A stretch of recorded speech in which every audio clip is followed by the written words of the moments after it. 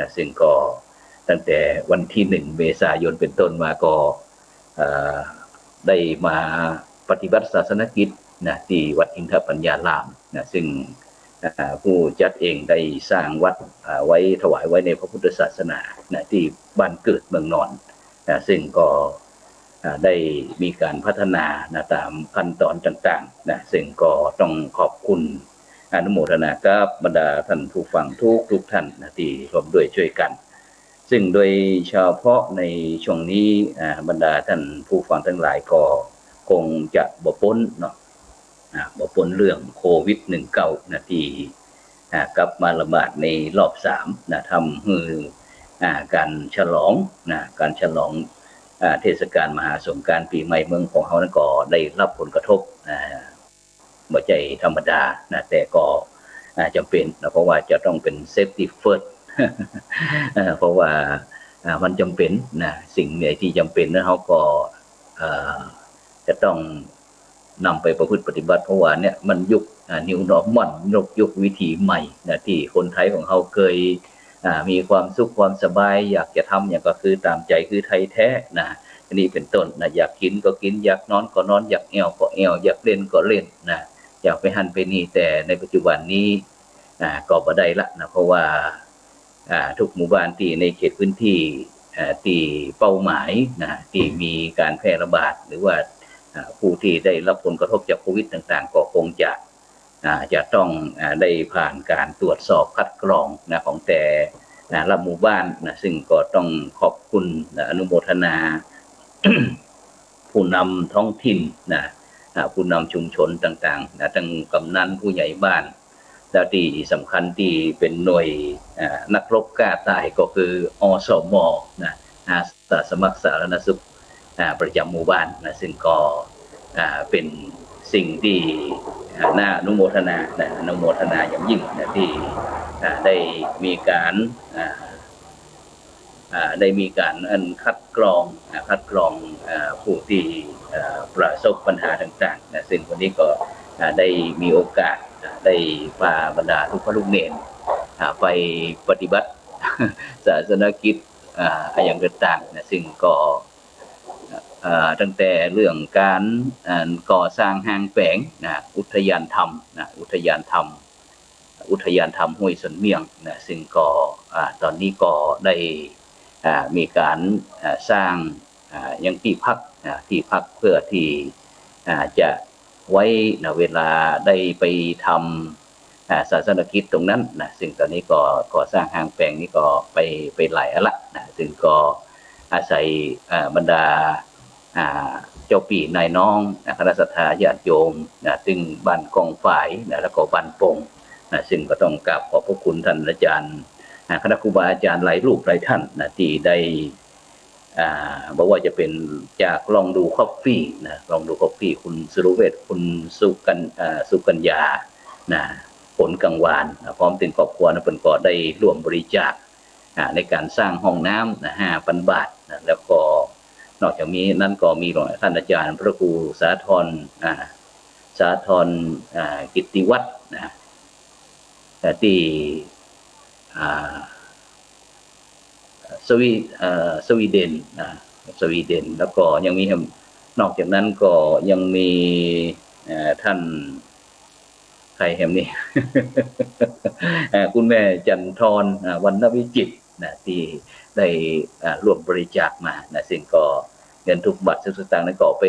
สร้างไอ้ฝังไว้ในพระพุทธศาสนาของเขาก็ได้โดยเฉพาะที่อุทยานธรรมนี่ก็จะเป็นเกี่ยวกับเรื่อง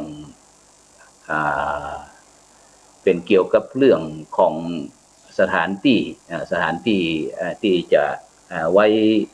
ในอนาคตนะเพราะว่ามีคุณโยมจินตนากันทะดวงนะนางสาวจินตนากันทะดวงเพิ่นก็ได้ซื้อที่นะบริจาคไว้นะฉะนั้นก็เป็นที่น่าอนุโมทนายินดีนะซึ่งกับ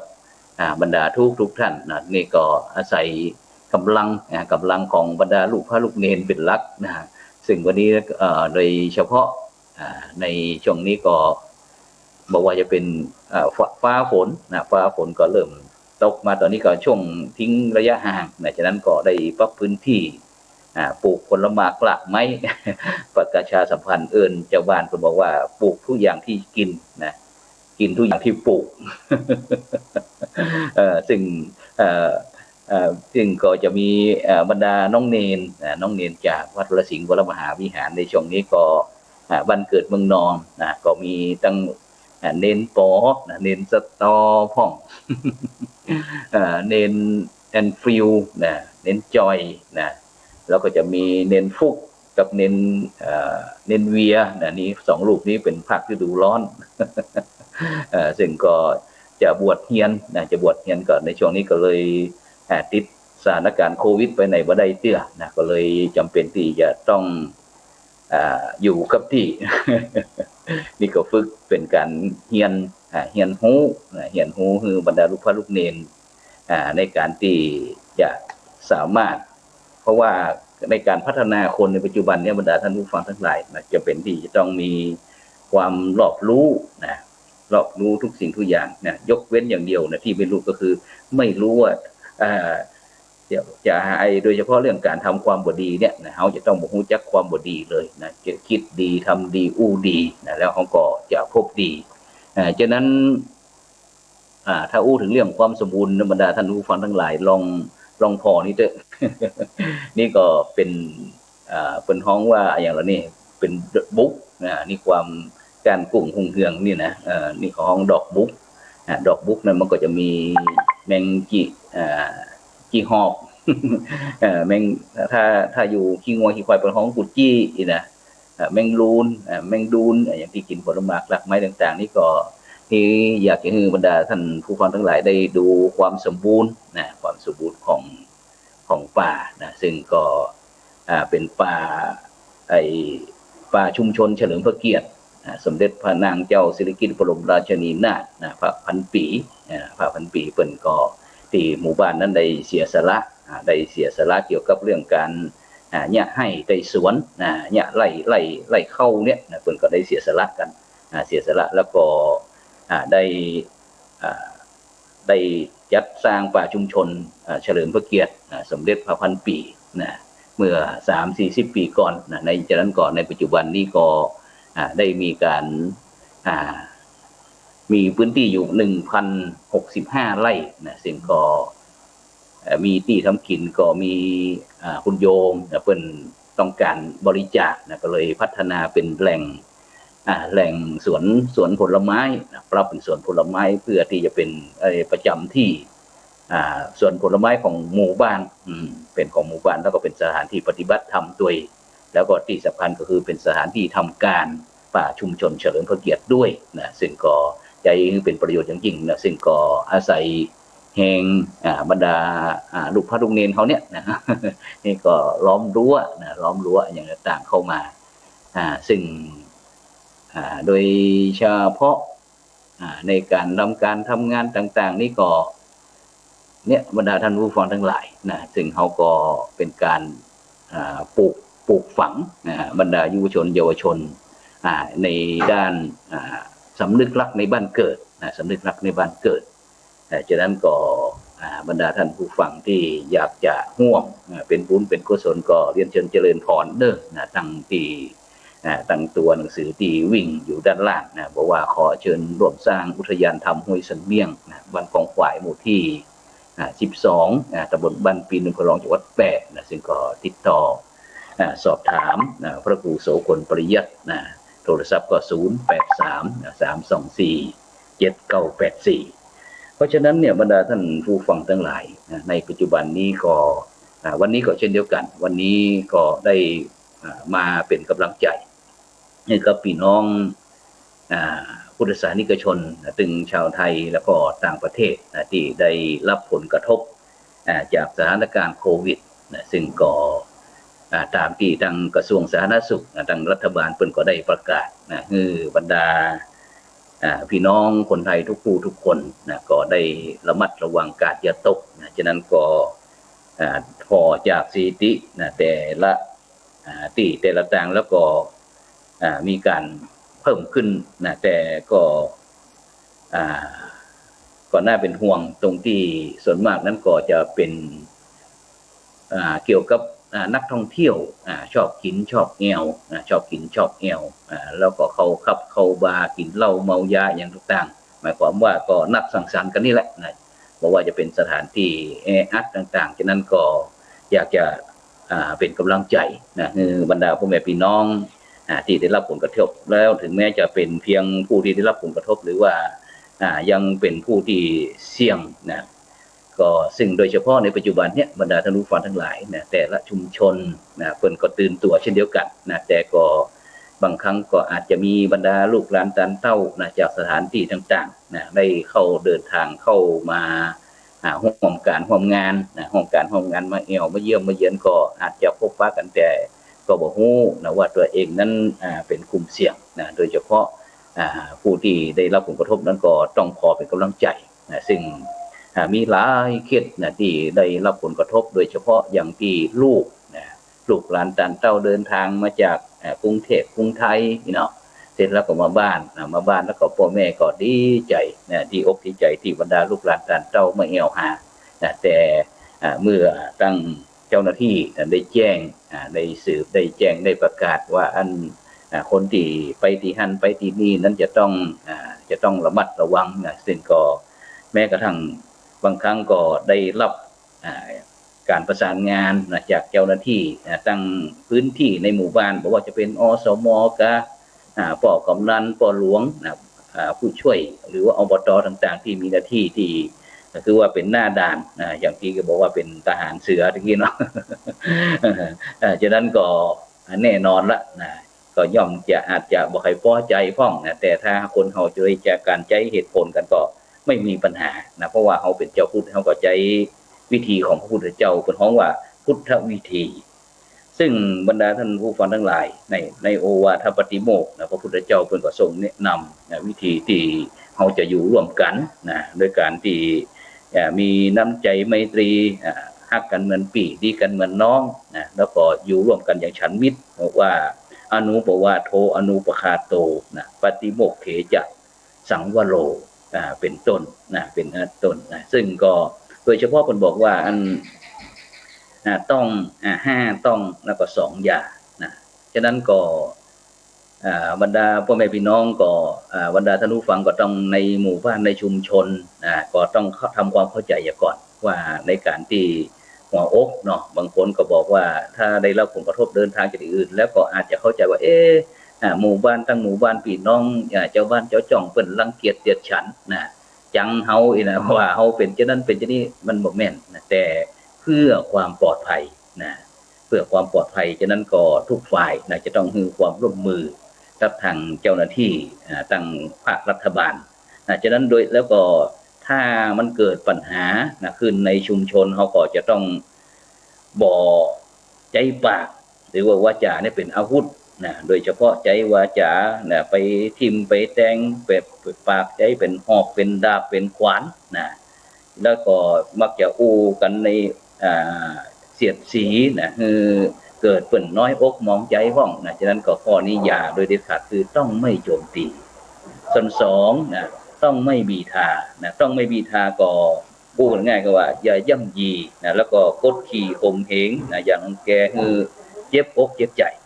ซึ่งพูดง่ายก็คือบ่ใส่ร้ายป้ายสีกันบ่ประทุษร้ายฉะนั้นเนี่ยตรงนี้บรรดาท่านผู้ฟังทั้งหลายต้องไม่บีทาแล้วส่วนข้อที่3บอกต้องไม่ประจันหน้านะประจันหน้าก็คือเรื่องการเนี้ยถ้าบ่จำเป็นนั้นเขาก็จะบ่ได้พบได้เจอกันนะเพราะว่าต่างคนต่างก็ต้องระมัดระวังเพราะว่าวิธีที่นี่เขาต้องคิดว่าทุกคนเป็นโควิดนะเพื่อความบ่ประมาทของเขาเวลาไปที่ไหนเขาก็จะใส่แมสใส่ผ้าปิดหูดังปิดจมูกนะฉะนั้นก็ตรงนี้ว่าเป็นสิ่งที่สำคัญเช่นเดียวกันไม่ประจันหน้าแล้วก็ต้องไม่ท้าทายก็คือไม่ยั่วยุแยงตะแคงรั่วนะบางครั้งก็เกิดจะมีปัญหาในกับบรรดาท่านที่ได้รับผลกระทบหรือว่าเดินทางมาจากพื้นที่เสี่ยงนะบางครั้งอาจบ่เป็นนะแต่เดินทางมานะก็เพื่อปฏิบัติตามที่ทาง บางครั้งทางรัฐบาลก็บอกจังหวัดนั้นจังหวัดนี้นะเป็นเขตฉะนั้นนี้ถ้าไปที่อื่นนี่จะต้องกักพื้นบริเวณ14วันอย่างนี้เป็นต้นนะมาแล้วก็ต้องปฏิบัตินะปฏิบัติแต่บางคนก็อาจจะไป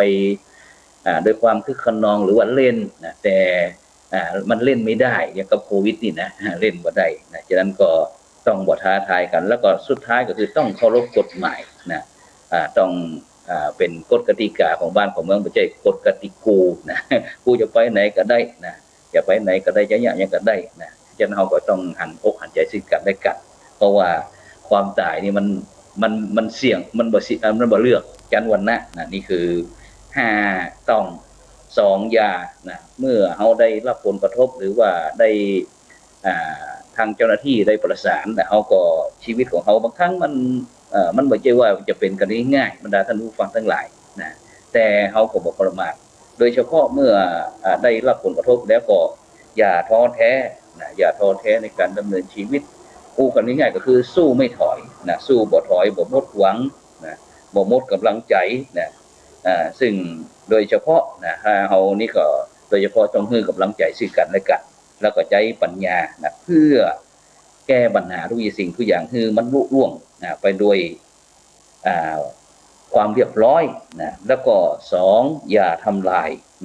ายก็คือเรื่องความมีน้ำใจนะทำลายซึ่งความมีน้ำใจซึ่งกันและกันหีดห้อยได้โอ้เป็นไงนะหีดห้อยฉะนั้นนี่ก็เป็นพุทธวิธี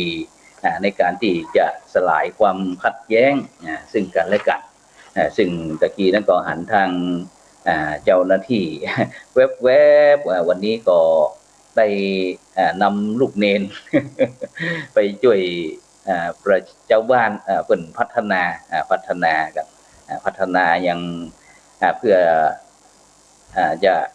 ได้ขออนุญาตทางเจ้าหน้าที่พ่องได้เพื่อที่จะจัดยังสถานที่ทำการอุทยานทำห้วยสันเมียงซึ่งวันนี้น้องเนนก็ได้ช่วยกัน